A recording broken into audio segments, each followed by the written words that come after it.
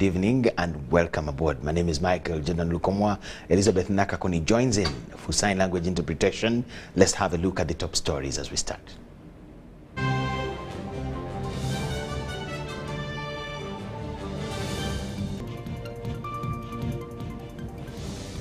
President Museveni endorses mosquito radiation sterilization piloting in Bukedi. 150 students hospitalized as suspected food poisoning raises panic at Nakanyonyi Secondary School. FDC rift widens as National Party Chairman Birigwa escapes siege, while 25% duty imposed on imported industrial refined sugar.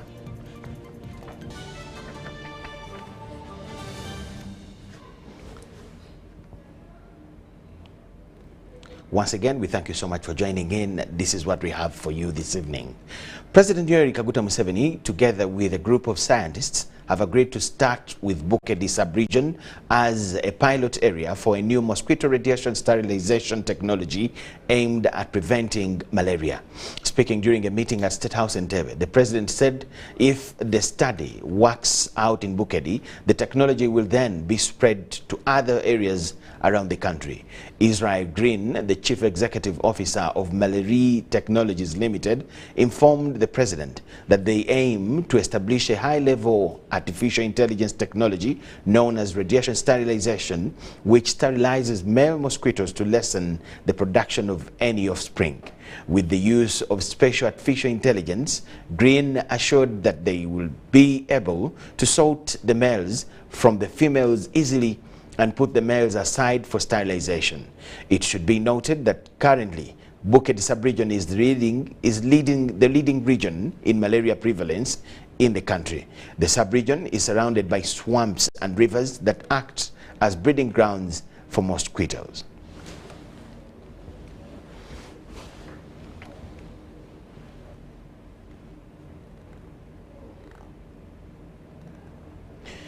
President Yoweri Museveni, in other news, is set to launch the Uganda Connect hub in Serbia's capital, Belgrade, on the 30th to the 31st of July 2023. The trade hub is part of the country's strategy to enhance our presence in the Balkans region. It will provide a platform for promotion and sale of Ugandan coffee, bananas, chocolate, grains, and tourism, with the goal of strengthening export revenue. At the event, the president and his Serbian counterpart will also witness the signing of various MOUs aimed at deepening collaboration in key areas. These developments are being spearheaded by Presidential Advisory Committee on Exports and Industrial Development, as we see in this report. On the Uganda-Serbia Trade Summit, which is due to take place on 30th and 31st July. And the key objective of this is for Ugandan products and services to be launched into the Serbian market, but also the broader Balkan region. His Excellency will be our key guest of honor, and he will be launching this trade hub. I hope our trip will be the first one of so many new markets to be opened. And I want to assure you, we shall support you where necessary. Please reach us when you have a challenge. We have negotiated AGOA for the last 20 years, but we have been lacking goods to export in these markets. We have also been lacking the proper strategy to reach these markets, the right products, the right structure, and therefore pass it. We see it as a great, really, pathway to reach these markets. So the markets are there. His Excellency the President has negotiated these markets, and we need to take advantage. I mean, coffee consumption or coffee value in the Balkans is about $1 billion. We hope once we are in that market with our value-added products, the sky is not going to be the limit. And even to openly tell you, I believe when we're in the Balkans, we shall be the next day in Moscow. We shall be the next day in Kazakhstan. We shall be the next day in Belarus. We shall be the next day in Georgia. We shall be the next day in Siberia. That I can assure you, and it's going to happen.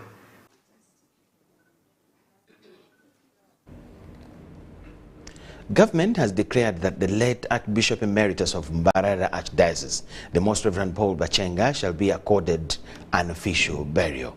Bachenga, who was the Archbishop of Malaria since January 2nd, 1999 until his retirement on the 25th of April 2020, died on Tuesday morning at Nsambya Hospital in Kampala, where he had gone for routine medical checkup. The pronouncement was made by the Prime Minister of Uganda, Rubina Nabbanja, while chairing the National Organizing Committee for the burial of Bachenga that took place at the office of the Prime Minister in Kampala. The government, through the President, has accorded the late Archbishop Bachenga official burial. And that now means all the expenses will be carried by government. So the Ministry of Gender has been directed, together with the Chairman National Organizing Committee, the PS Minister of the Presidency, to take charge of all these arrangements, together with your team. I want to thank the President for this gesture, and I also want to thank you for accepting to come. And through you thank His Excellency the President of the Republic of Uganda for according the Most Reverend Archbishop Paul Bachenga official burial. Bachenga is a man who loved his church and loved this country, and he deserved this dignified send-off. We are very grateful for what you have done to put this in effect, and we look forward to cooperating together, the two teams, and wish Archbishop Bachenga peaceful. Members of Parliament sitting on the COSASE committee have blamed the Minister for Trade, Francis Mwebesa, for failing to rein over the corruption and power struggles at the Uganda National Bureau Standards. This is after MPs learned that the Managing Director, David Livingstone Ebiru, who was sacked 1 month ago on grounds of not being qualified, has refused to leave office since then and still works normally. The minister was also blamed for giving orders to exempt goods which by law are not supposed to be exempted.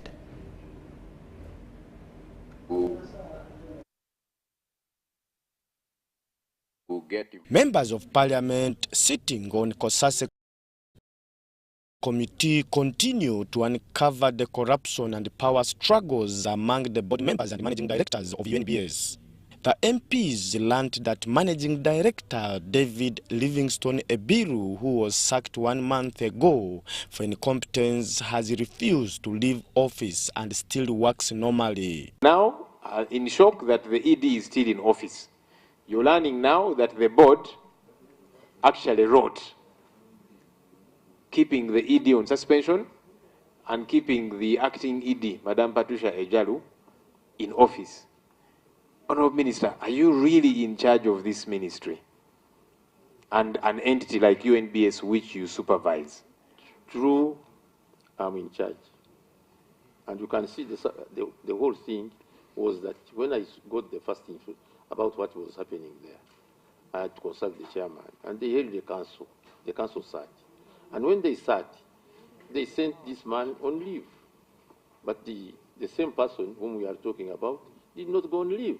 The managing director was accused by the board members for spending over 12.5 billion shillings at source, failing to take action against staff who caused financial loss of about 19.2 billion and okaying substandard goods to enter the country. The managing director on his side on Wednesday accused the board members for soliciting 100 million bribes from him for keeping his job. The MPs have blamed this mess at UNBS on the Minister for Trade, Francis Mwebesa, for failing to rein over the corruption and power struggles. Would it be an inference that you were actually bribed to record this letter? Because on the 26th, with your own signature, you wrote to the executive director and sent him on 6 months leave. The following day, you recorded a letter. There is nothing in writing, but they did what is necessary. And they sent him on leave. And as we talk here, I expect that this man is on leave. Philip Aguta for UBC News at Parliament. Only that I'm happy. Only that. Now, the Forum for Democratic Change, FDC, Najanankumbi camp has refused its national chairman, Waswa Birigwa, to address the press as the rift in the party worsens. Birigwa was to address the media at the Najanankumbi party headquarters, but was blocked, causing a heated commotion. Nonetheless, the FDC Electoral Commission has released a memo prescribing the days for the elections as starting on the 21st of July 2023, which is Friday.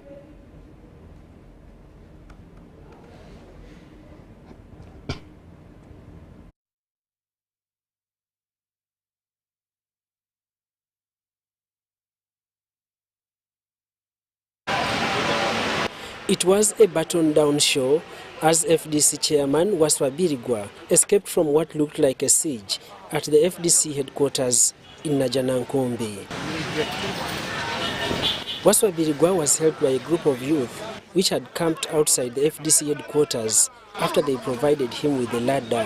One Uganda!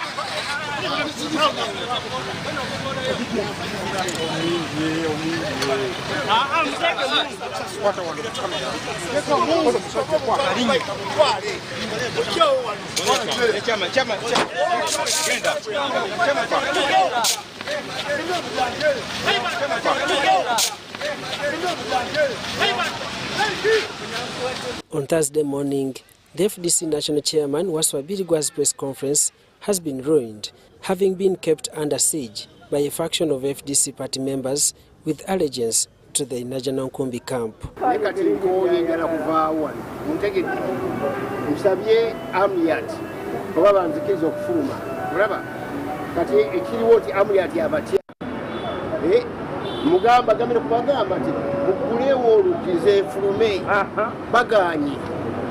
Ambassador Birigwa was not the only one blocked from accessing the FDC offices, but also journalists and a number of youth. Some journalists criticized the move after their property risked being destroyed during the chaotic scenes. As FDC,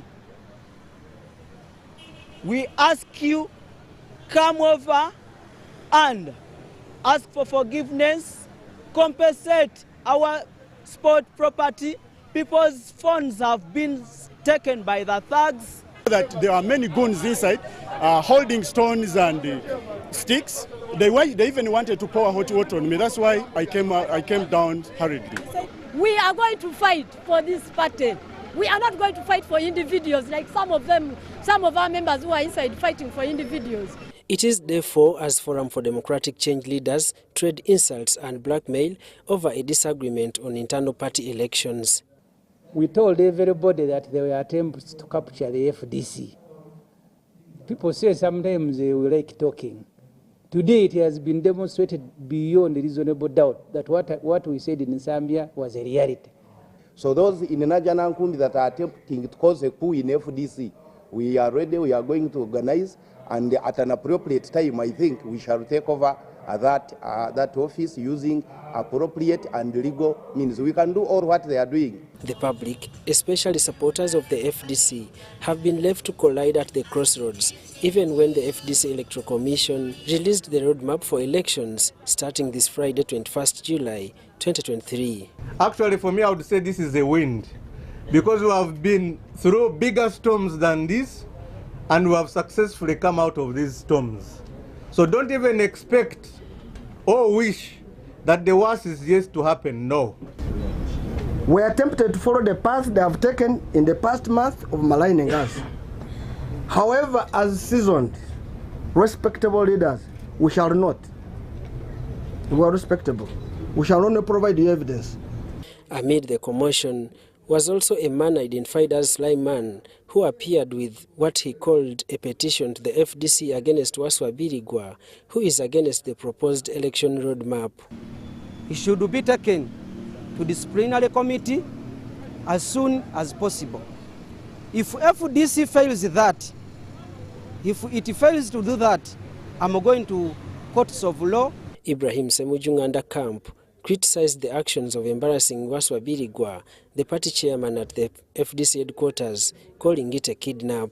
It is an embarrassment, and we as members of parliament cannot come and support that. In a memo released by Toterebuka Boniface, village and parish election starts on Friday, followed by sub-county election starting on Monday 24th July 2023.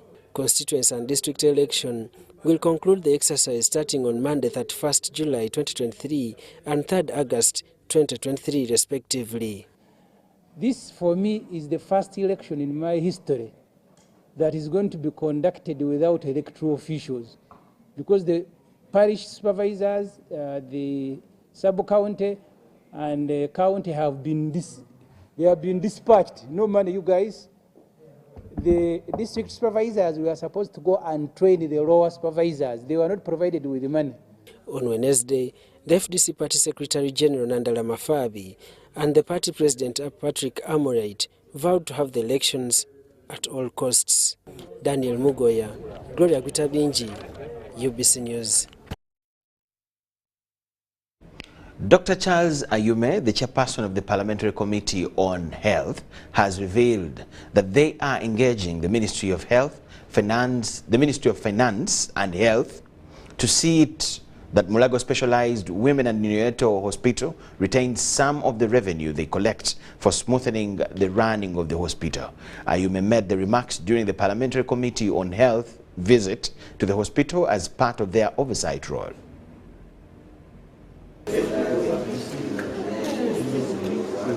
Parliamentary Committee on Health made its maiden visit to Mulago Specialized Women and Neonatal Hospital as part of their oversight role.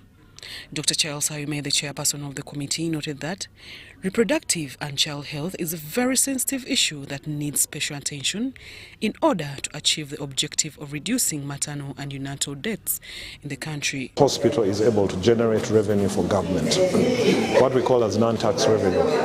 Now, as a Parliamentary Committee on Health, in order to motivate this hospital, in order to retain some money here for maintenance, because like you've seen, most of the equipment here is high-tech. It's the most superior in Uganda, on the continent.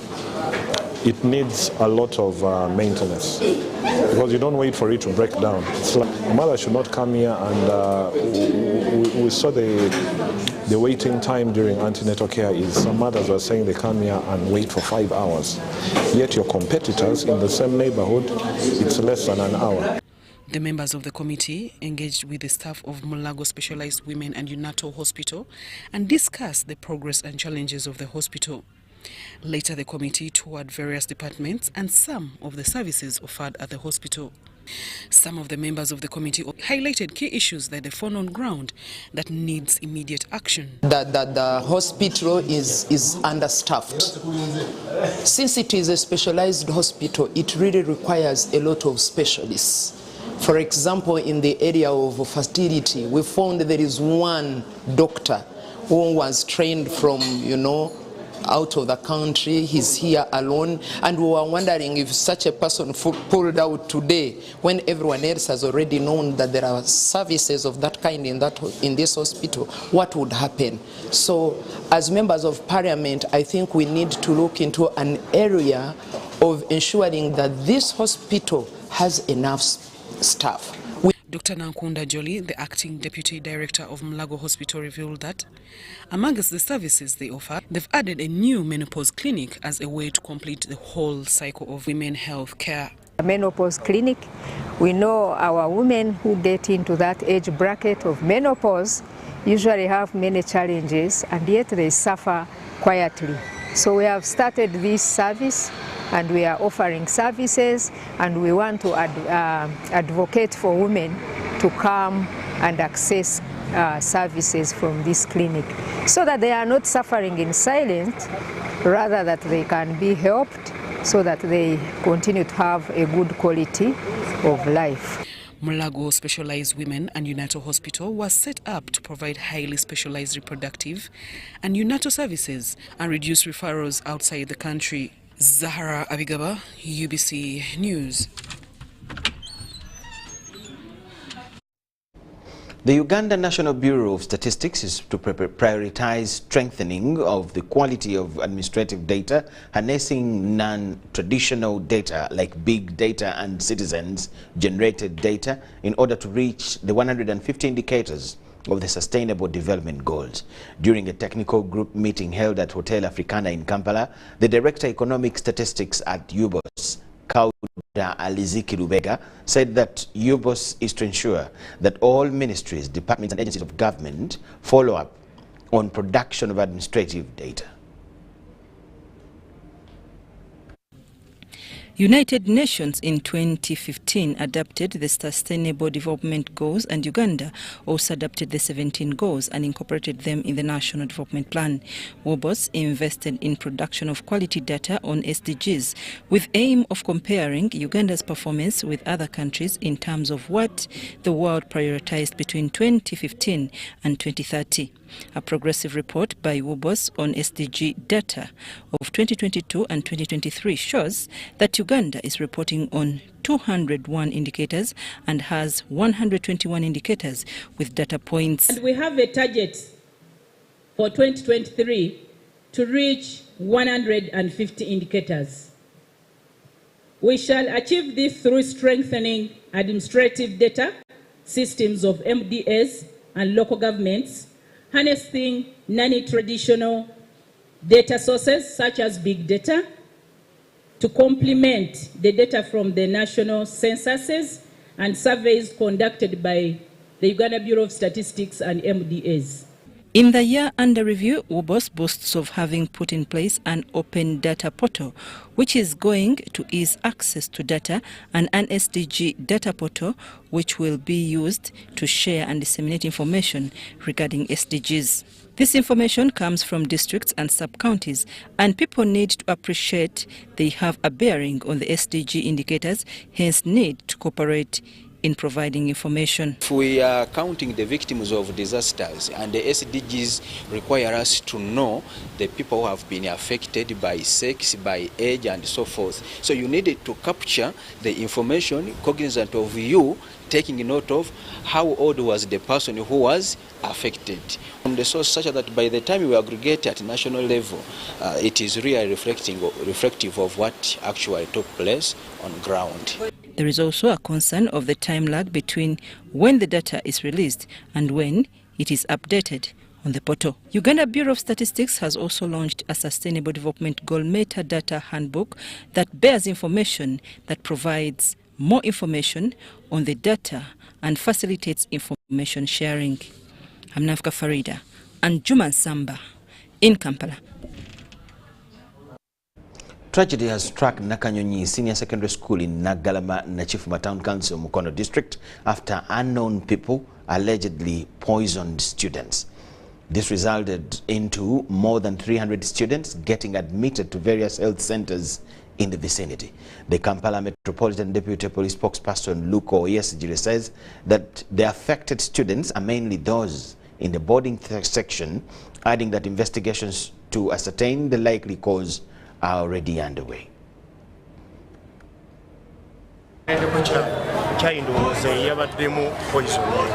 So ebintu obyabadde oba tusobola okufuna ku ngeri ya kyayi bakebere mu ekyo ekyabaddemu emmere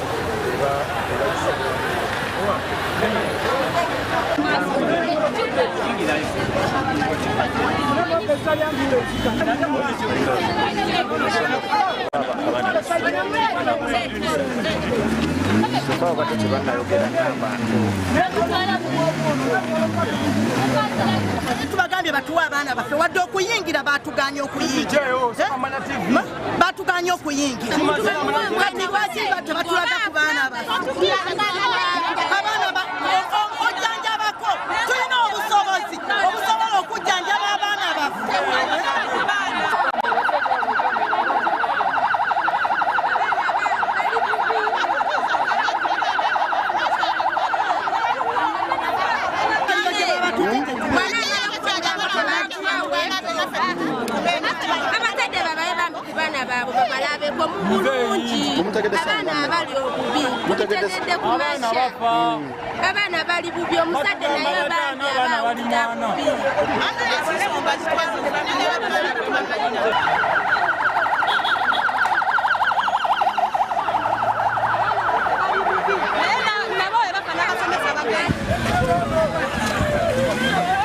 Abana basiba abasirikale bana bafu basatu baluganide okusukukula kukirwa abana bafu abana bacha bana babaganide fulino sozo kulabira abana bafu abana gende badolesa abasirikale abana siba abasirikale bafu basatu bagala abana omuntu yakoze ekikole kibyenye bwe kityenye nnyo naddira abana beggwanga okubawo okugwa era tusaba gavumenti senge enoonyereza n'ezuula omuntu we bamuteeka mu mbuga z'amateeka bamukangavule.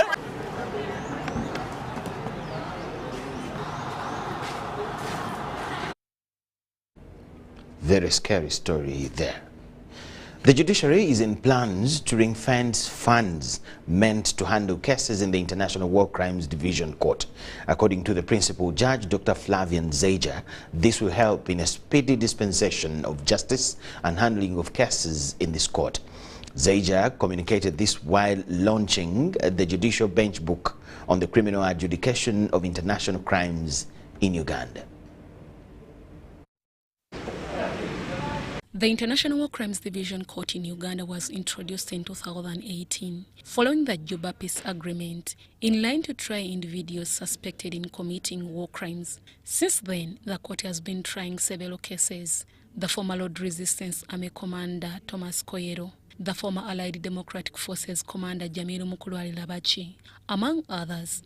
With the need to improve the dispensation of justice in this court, this prompted the International Center for Transition of Justice Judicial Training Institute, together with other stakeholders, to formulate a judicial bench book on the criminal adjudication of international cases in Uganda. The book, launched by Principal Judge Dr. Flavian Zeja in Kampala, will boost the capacity of legal practitioners and judicial officers to effectively prosecute, adjudicate and manage procedures related to international crimes. We are steadily enhancing the resource envelope of the division, although I acknowledge that significant funding gaps still remain. But it is a matter we shall address when the resource envelope of the judiciary improves. While launching the book, Dr. Flavian Zeja highlighted some of the challenges leading to delay of cases in the International War Crimes Division Court. Trial, you have to go and do sensitization. We have to move Koyero to the locus. We try him in Guru. Then there is the aspect of witness protection, which used to be taken up by UN, which I think they have kind of stopped. You see, to bring those witnesses, they don't have to be known by the community that they are actually coming to testify. So it's a tricky, very expensive system that we run. The chairperson governing Council Judicial Training Institute, Justice Mike Chibita, had this to say. The cases we are talking about involve genocide, war crimes, piracy, crimes against humanity, human trafficking, terrorism, poaching and other related wildlife trafficking offenses, money laundering, to mention but many. Why has it been difficult to prosecute many of these crimes? Lack of cooperation from various stakeholders. The head of International War Crimes Division Court of High Court, Dr. Andrew Byabasaija, expressed concern over lawyers who don't embrace International Crime Division practice due to its unique procedures. With the availability of a reference handbook, which we are here to launch this morning, lawyers, judicial officers, prosecutors, and all the stakeholders have got a resource that they can draw from. My perusal of the handbook or the bench book gives me the impression that it will be very handy for every practitioner in the ICD, as well as international criminal law students. The judicial bench book on the criminal adjudication of international cases in Uganda was spearheaded by the late retired Justice Elizabeth Ibanda Naimanya, Deborah Namamonde, Susan Nabugudde, UBC News. President Yoweri Museveni has re-emphasized the need for import substitution and export promotion as a way of driving Uganda's industrial and development agenda. Museveni re-echoes the need to extend more support to private players in industrial development. This was contained in a message read for him by Vice President Jessica Alupo at the opening of Reham Industries in Kawempe.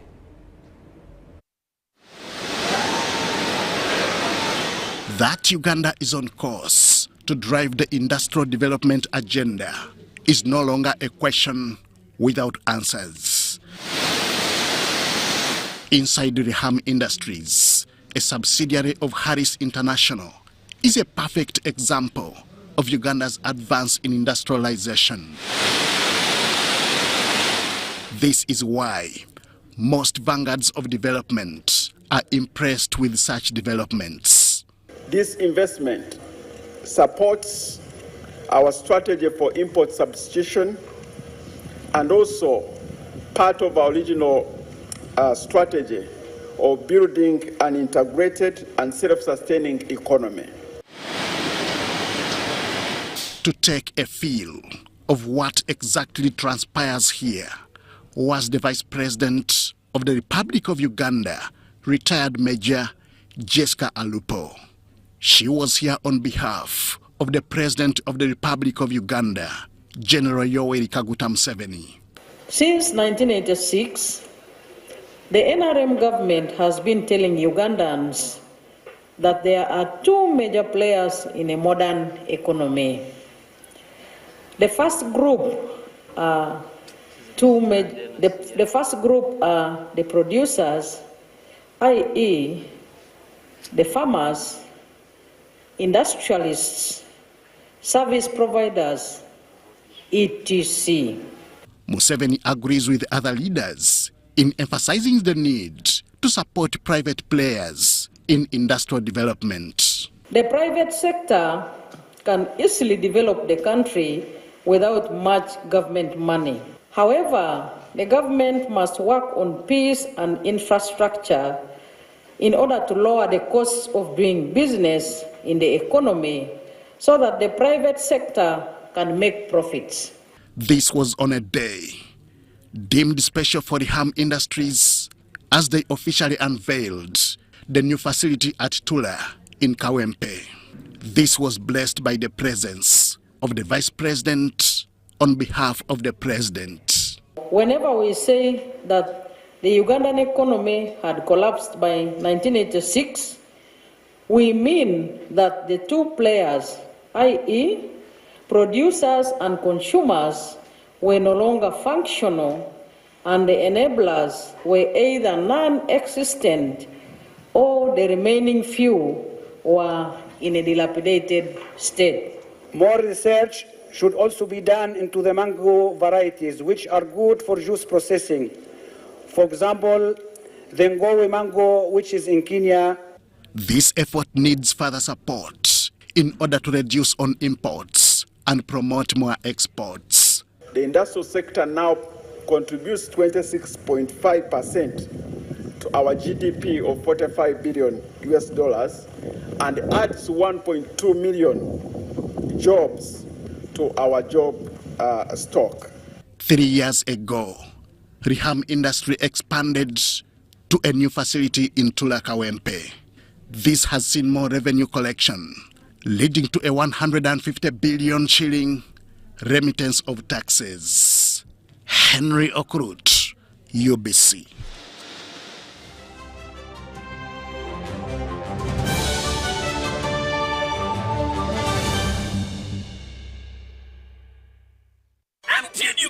Uganda waranji baktusako manrane chikona tera tekobu seko season yakuna savu July kuma Mount Papa's Hall usasule kwa MTN mobile money usasula gumu chitundu MTN usasule nega 15 iga sistemu kagatano stamu enda munana hasha kwa MTN ofune tiketi yokati wabula kumulyango usasule mitwale 2 yepe mitwale 5 ate meza ya milioni 2 munana July koni ni hotel mkono mwenda July ni Can Resort Airways 15 July France Africa Jinja 2 July Maria Flema Saka 2 July Afro Club Kasanga kati ate yo n'okuyingira mu twalo bavugiriddwa mu sente. Talent Africa, Victoria University, Suzu Property Consultants, Pepsi Max, Uganda Warranty, MTN. Do you need data collection services, data analysis and reporting, monitoring and evaluation systems? Then contact Mold Technologies, a professional research firm that has provided many organizations with timely research solutions for over 15 years. For more information, visit www.mt.co.ug or call us on 0704 913 399 or 0782 602 963. Visit our office in Kampala at Sayuni Complex in Tinda. Mood Technologies, your professional research firm. This is the University of Africa. On the streets, you get your real education. Here, everybody has a degree of something. But the most important qualification is imagination. His reason is to be the GOAT. The reason to imagine is to take the beat and make it lit. So no matter what your situation, just use your imagination. At Timex Nutrition Center, we advise you on the right foods to eat, exercise profile to adopt, and lifestyle strategies which are compatible to your blood group and genotype. This empowers your body to prevent and treat many diseases like diabetes, blood pressure, arthritis, ulcers, obesity, and many others. For more information, find us at our head office in Kampala on Nassa Road, Conrad Plaza, 2nd floor, or call 0758 819 952 or 0778 288 361. We also have other branches in Bara and Jinja.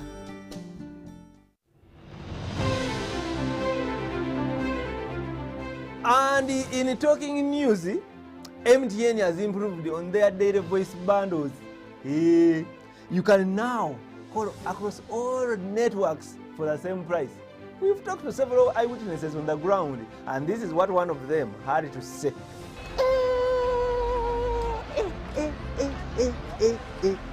Amos, did you hear about the MTN daily voice bundles? So, to join many more other Ugandans enjoying these MTN daily voice bundles, star 100 star 21 hash or use the My MTN app to start enjoying. Stay tuned for more offers from MTN.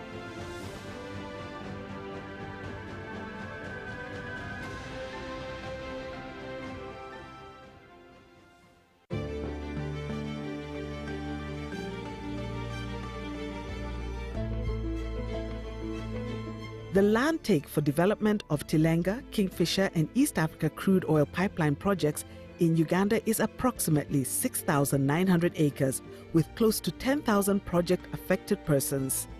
The compensation process involves an inclusive and participatory resettlement action plan study that provides for cash payment, physical resettlement, and livelihood improvement packages for the affected persons. 90% of all the project-affected persons have been fully compensated. 200 replacement houses have been constructed and handed over.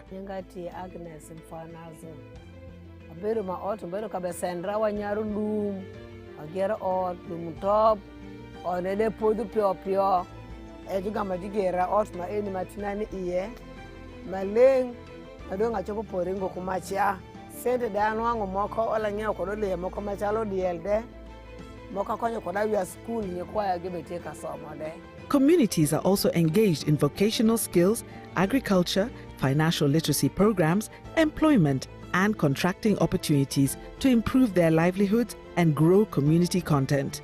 The Petroleum Authority of Uganda, creating lasting value in Uganda's oil journey. Are you tired of high fees and slow transfer time when sending money? Airtel Money is here to revolutionize the way you move your money. We have revised our rates Pakaku ground. Sending money from Airtel to other networks in Uganda, East Africa, and to the rest of the world has never been more affordable. Dial star 185 hash and start sending money. Switch to Airtel Money today and experience unbeatable rates and top-notch services for all your local and international money transfer needs. Airtel Money. Instant, secure, borderless.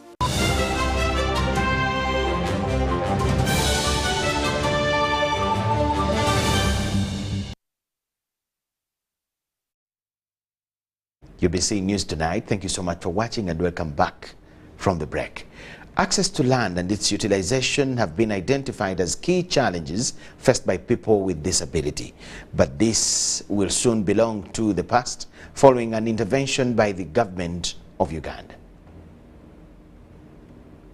Government has secured a 32 billion shillings grant from the World Bank to ensure people with disabilities acquire land rights and food security. This has been highlighted during a one-day symposium by National Union of People with a Disability NUDIPU, hosted at Hotel Africana in Kampala. All these efforts that have been mentioned here and challenges are going to be addressed under that grant. We shall give titles, customary titles, freehold titles or minor titles to both persons with disability, women, minors, and any other vulnerable category group that we find. This is part of government coming in to subsidize the cost of registering land. A research conducted by NUDIPU early this year revealed a big percentage of people with a disability are neglected even by their families when allocating land.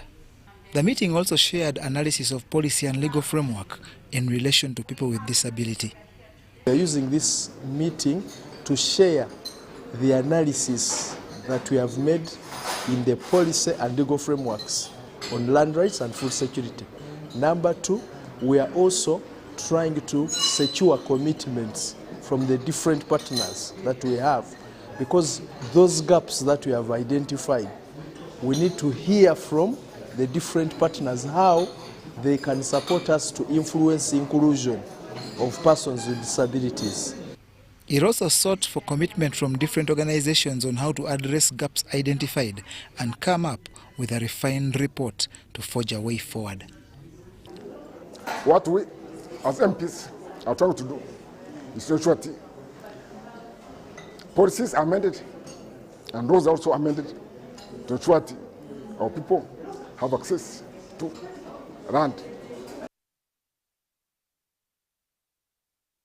Inadequate counseling and career guidance services in schools have been pointed out as big problems hindering learners from pursuing their careers.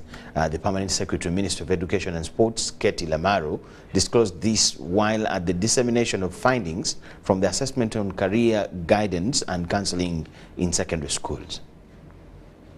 We standard guidance on how we do this in schools. Everyone is trying to do it their own way. Speaking during the presentation of the assessment report on career guidance and counseling in secondary schools by Finn Church Aid Uganda, Katie Lamaro, the Permanent Secretary at the Ministry of Education and Sports, who was represented by the Assistant Commissioner, George Mutekanga, said unemployment is not due to absence of job opportunities, but a result of having wrong skills. He further adds that without career guidance, the students are thrown in the deep end yet expected to swim. Instead we say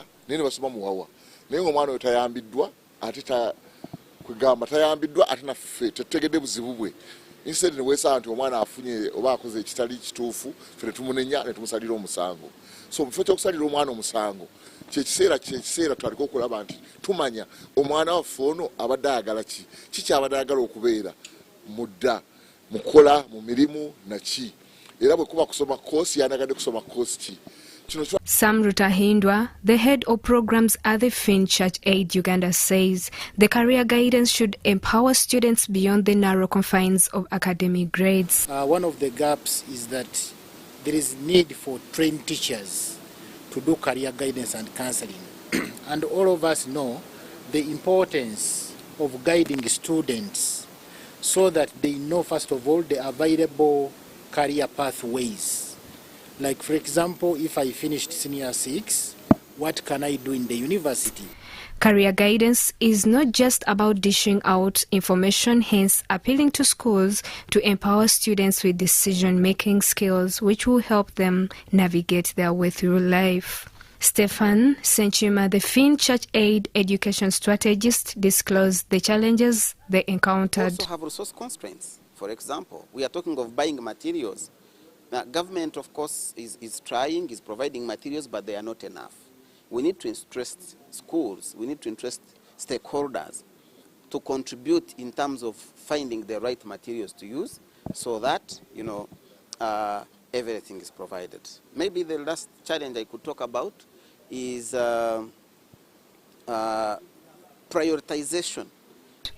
Nabukenya Brenda, the woman member of Parliament Luwero, urges the Ministry of Education and Sports to provide more scholastic materials on career guidance to schools. Just realized that actually the ministry has not supplied or distributed instruction materials on career guidance in all the schools.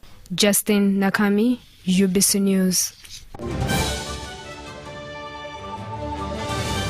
Do you need data collection services, data analysis and reporting, monitoring and evaluation systems? Then contact Mold Technologies, a professional research firm that has provided many organizations with timely research solutions for over 15 years. For more information, visit www.mt.co.ug or call us on 0704 913 399 or 0782 602 963. Visit our office in Kampala at Sayuni Complex in Tinda. Mood Technologies, your professional research firm. This is a quick call. I'm almost out of minutes. Why rush through such important conversations? Airtel Uganda has made it possible for you to call across all networks in Uganda at the best rates with the new Bona voice bundles. Stay connected anytime, anywhere, with minutes valid for calls on all networks. Dial *100*1# and select Call All Networks. Airtel, a reason to imagine.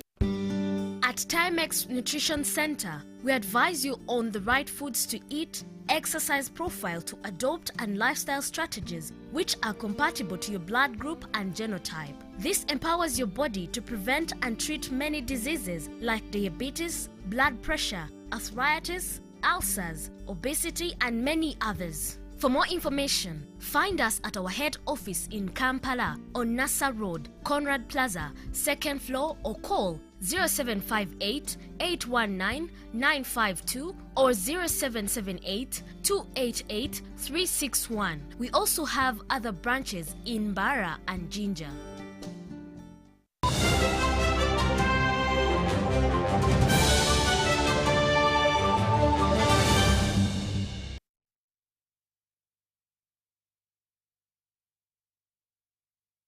Business news tonight.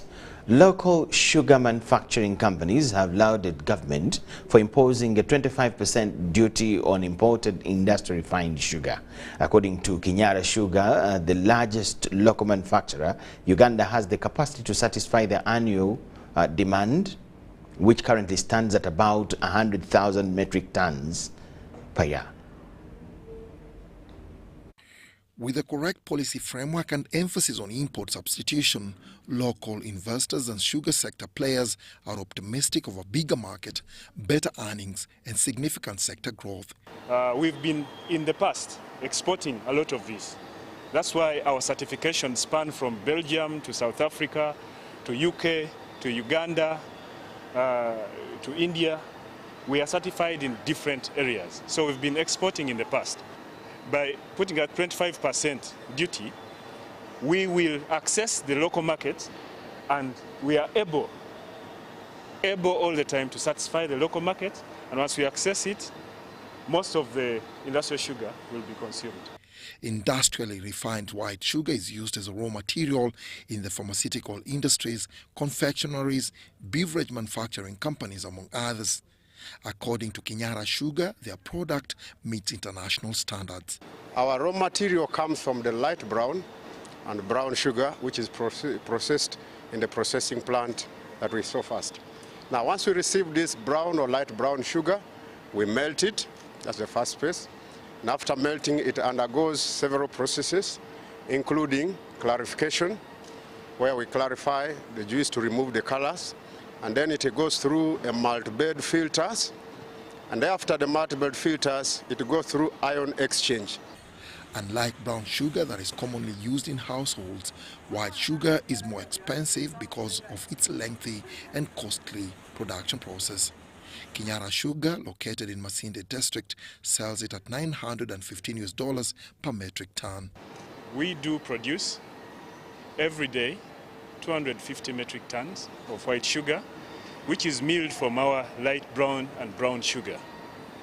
In stock, as you can see here, we have 5,500 metric tons. In Kampala, we have 100 metric tons in stock. But in addition, as I said, we have the 250 plus that is produced every day. So that means that Kinyara Sugar Limited can produce for the local market in Uganda if we are protected. The 25% duty slapped on imported industrial sugar not only protects local producers, but also takes away the problem of diversion of imported refined sugar into the retail market for light brown sugar. Dennis Igoa for UBC Business.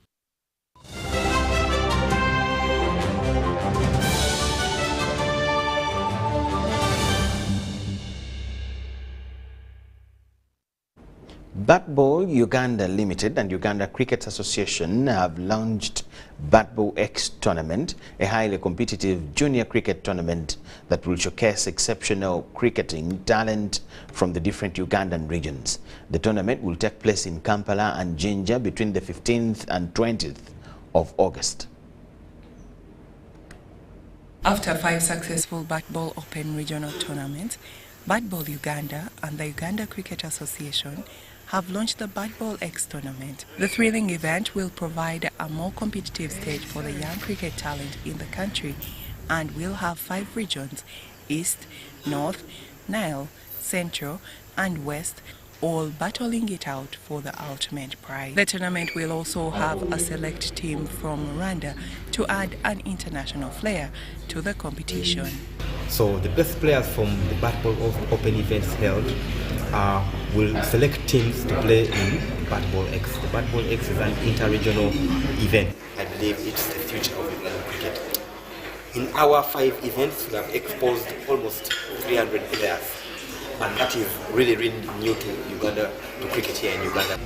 It's quick, it is adjustable, it is for everyone. So we're having 3 games being played a day, a total of 20 games. So there'll be 2 groups, 3 teams per group, round robin. Best 2 from each of the groups will play in a Super 4. The top 2 play in the final, the bottom 2 play the 3rd and 4th playoff.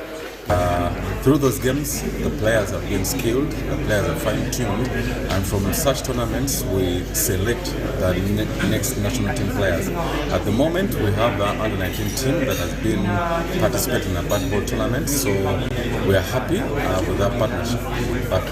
Bat Ball Uganda will also use the Bat Ball X event to create awareness on hypertension. The tournament will have a tent to spend for hypertension, to engage with the experts in cardiovascular disease medicine, and also for referrals for further treatment, and also to increase the knowledge about the people. The event playing format will be 10 overs a side, and teams will play round-robin games in 2 groups.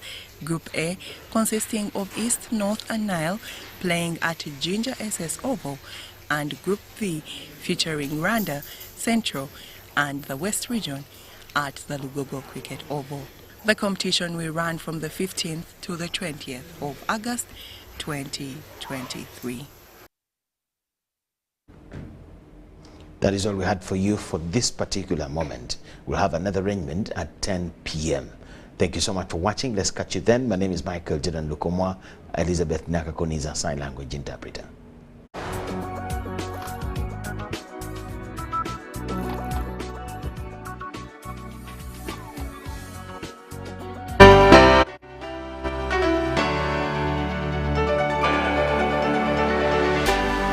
UBC, inspiring Uganda.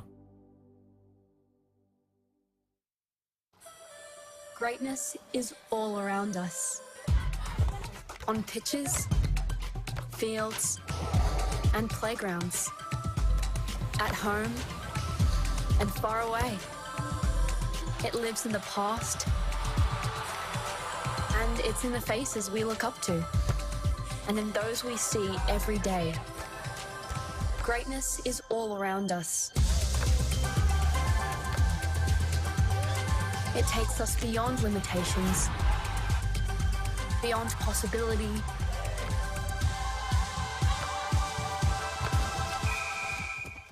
beyond doubt,